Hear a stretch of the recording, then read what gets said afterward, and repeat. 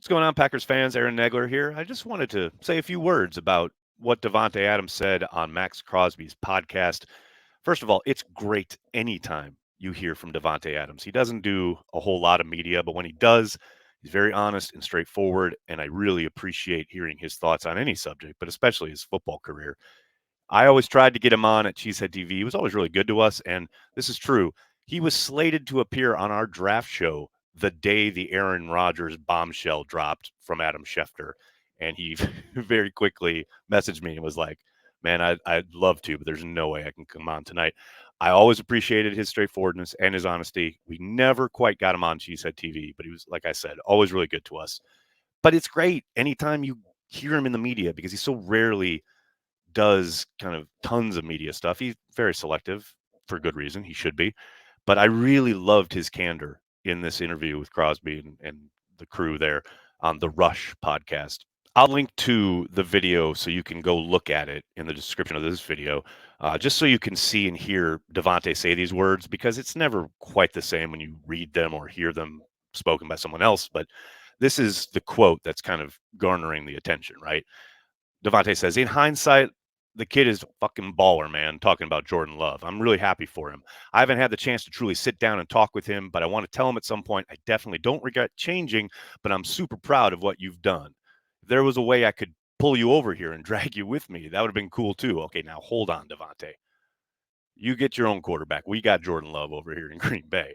Um, he also said at some point, oh, I don't really regret it, but, and I think that that carries a lot of weight here. I think there's a lot to parse when it comes to the way Davante left, the fact that he was traded to the Raiders to go play with his old buddy, Carr, who ended up getting benched and cut.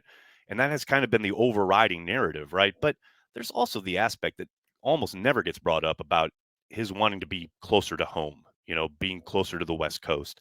I know people like to talk about the Carr thing and they certainly talk about the contract, but the family part rarely gets brought up. And that's a huge component of it. And I'm not saying that's everything, but it's part of it, a big part of it, right? There's no doubt Davante did what he did in Green Bay and is going to go down as a Packers legend all time. He should be in the Pro Football Hall of Fame eventually, definitely a Packers Hall of Famer. But I don't regret or begrudge him wanting to take his career and his life in that direction. I've seen some Packers fans who are somewhat bitter and sometimes like try to pile on, especially online, which I guess that's online, right? So I'm not really surprised. But man, I love Davante Adams. I think most Packers fans understand why he did what he did. There's no doubt when you look at that one game they played together against Kansas City, you can see his frustration at having to deal with a quarterback who really is struggling to put it all together. And there's little doubt that if Davante Adams had stuck around in Green Bay, he and Jordan Love, they're going to made some really sweet music together.